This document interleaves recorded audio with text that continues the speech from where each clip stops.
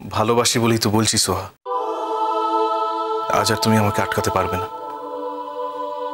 এত দূর পর্যন্ত যখন আমি এসেছি, এই এই বাড়িতেও যখন আমি ঢুকেছি, তখন আমার কথাগুলো শেষ না করে আমি এখান থেকে যাব না।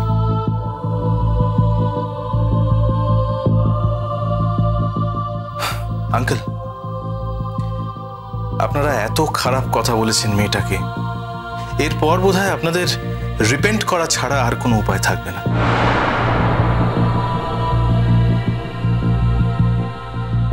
কিন্তু জানেন তো, সোহা এতটাই দয়াময়ী একটা মেয়ে, এতটাই কাইন্ড হার্টেড যে এসব কিছুর পরও আপনাদের বলা সমস্ত কথাগুলোকে ও ভুলে যেতে পারবে। আর এখানেই ও অনন্য।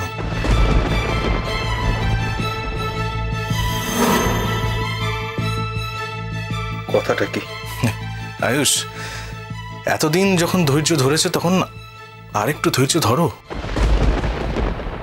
প্লিজ।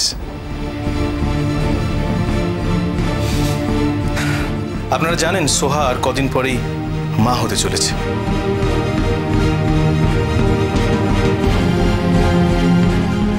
কিন্তু কখনো ভেবে দেখেছেন কি,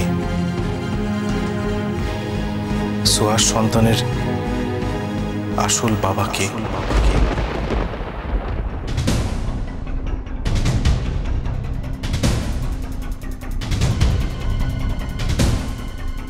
তুমি আয়ুষ।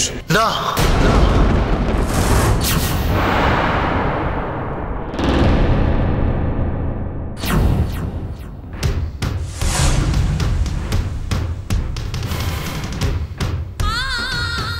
সোহার সন্তানের আসল বাবা কে? তুমি আয়ুষ, তুমি আয়ুষ, তুমি আয়ুষ, তুমি আয়ুষ।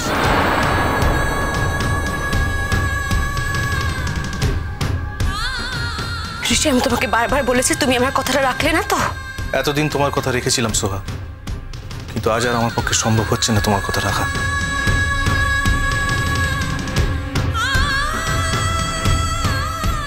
আমি যে কাজটা করতে এই বাড়িতে এসেছি সেই কাজটা পুরো না করে এখান থেকে আমি যাব না। আয়ুষ, তুমি তো অলরেডি নিজেকে অনেক ছোট করেছো, আর ছোট করো না। ও সন্তান সম্ভবা এটা জানার পরও তুমি কিন্তু একবারের জন্য অ্যাডমিট করোনি যে ওর সন্তানের বাবা তুমি হতে পারো। ঠিক এই কারণেই অভিমান করে সোহা তোমাকে ছেড়ে চলে গেছে আয়ুষ।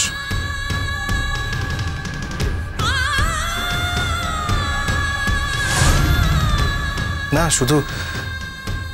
শুধু এটাই সবটা নয়, আরো একটা কথা আছে।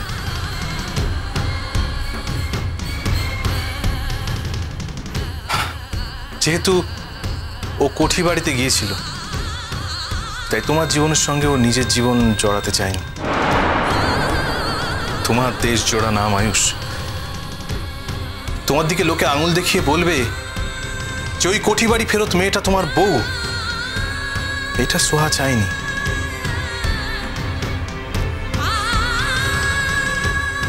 তোমাকে অপমানিত হতে দেবে না বলেই ও তোমার জীবন থেকে সরে গেছে আয়ুষ।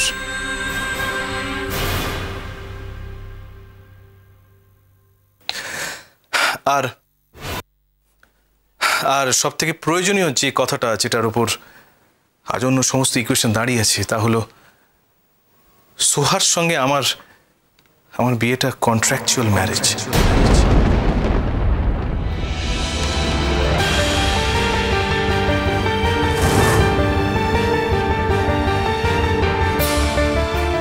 আমি ওর সন্তানের বাবার পরিচয় দেব বলেই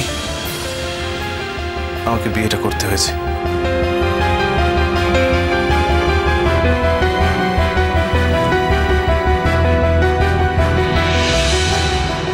অবশ্যই কথাগুলো আমার কথা, সোহার কথা। এই কথাগুলো যে তোমাকে বিশ্বাস করতে হবে, আপনাদের বিশ্বাস করতে হবে, তার কোনো মানে নেই।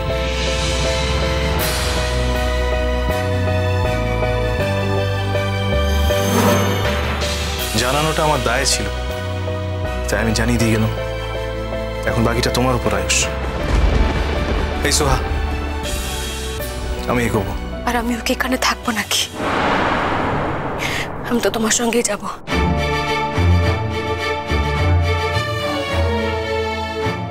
তোমার যদি মনে হয় যে আমি তোমার কাছে ভার হয়ে গেছি, বোঝা হয়ে গেছি, তুমি এগিয়ে যাও, আমি আমার পথ ঠিক বেছে নেব।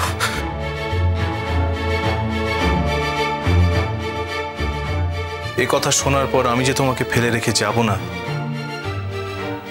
এটা তোমার বোঝা উচিত ছিল সোহা। আচ্ছা, আসি তাহলে।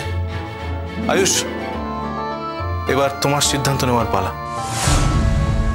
আমি জানি তুমি সোহার কাছে এসে দাঁড়ালে, ওর দিকে দুহাত এগিয়ে দিলে, সোহা তোমার কাছে না এসে থাকতে পারবে না।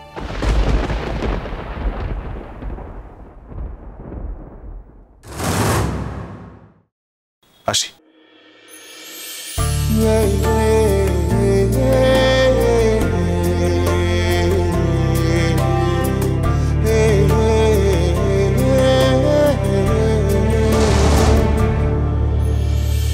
দেখা হলো যে শিহরণ, শরীর কাঁপানো বিদ্যুৎ, অভিমানে যেন মল্লারে বাজে অভিসারিকার মেঘদূত, অভিসারিকার মেঘদূত।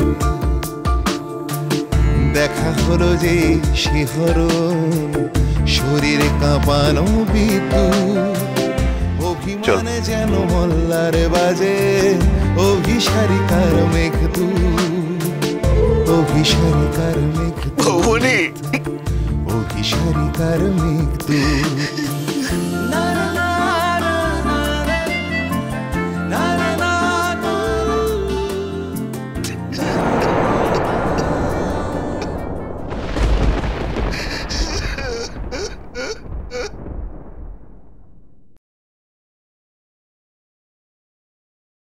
আয়ুষ, মেয়েটা চলে গেল। তুমি সব শুনো, এখনো চুপ করে থাকবে?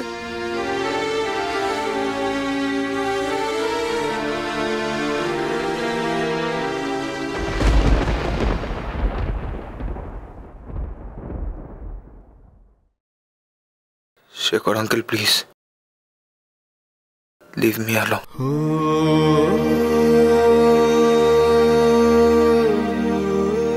আমি একটু একা থাকতে চাই।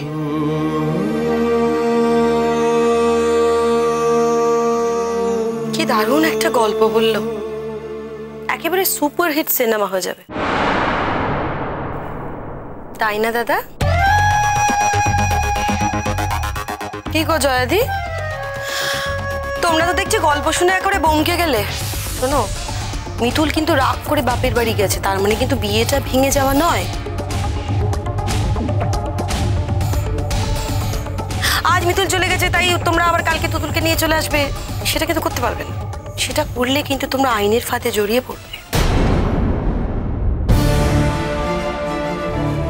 আপনি দয়া করে, অনুগ্রহ করে একটু চুপ করুন। ভালো হয় আপনি নিচে নেমে গেলে। এখানে আমাদের কিছুক্ষণের জন্য প্রত্যেককে একটু নিজের মনের মধ্যে থাকতে দিন।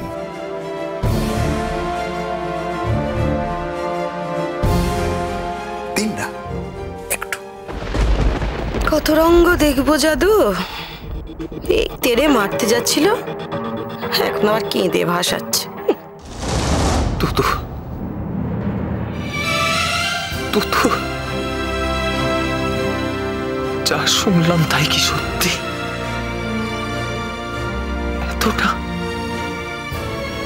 এতটা অন্ধকারে রাখতে পারলে তুমি আমাকে? এতটা অন্ধ?